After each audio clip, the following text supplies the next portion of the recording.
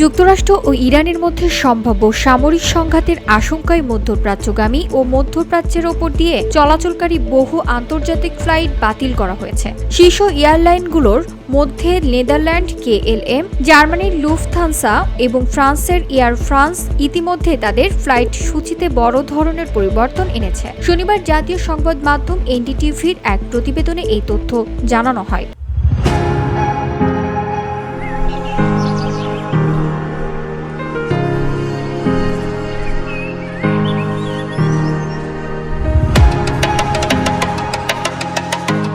প্রতিবেদনে বলা হয়েছে, ফ্লাইট বাতিলের ফলে ইসরায়েল, দুবাই এবং সৌদি আরবের রাজধানী রিয়াদ সহ মধ্যপ্রাচ্যের গুরুত্বপূর্ণ গন্তব্যগুলোতে বিমান চলাচল মারাত্মকভাবে ব্যাহত হয়েছে।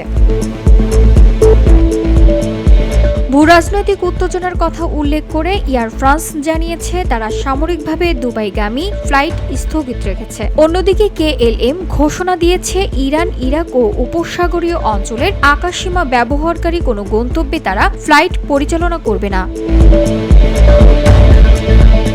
এদিকে মার্কিন প্রেসিডেন্ট ডোনাল্ড ট্রাম্প সম্প্রতি জানিয়েছে যুক্তরাষ্ট্রের একটি নৌবহর ইরানের দিকে অগ্রসর হচ্ছে, যদিও তিনি এটিকে সতর্কতামূলক ব্যবস্থা হিসেবে উল্লেখ করেছেন। ট্রাম্প বলেন, আমরা অনেক জাহাজ ওই দিকে পাঠাচ্ছি, যদি প্রয়োজন হয় আমাদের একটি বড় বাহিনী ইরানের দিকে যাচ্ছে, তবে হয়তো সেটি ব্যবহার করতেই হবে না।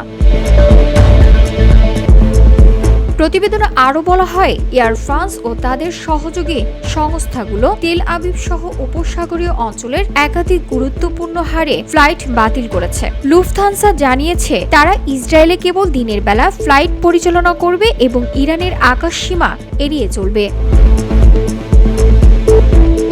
VOD Bangla news desk.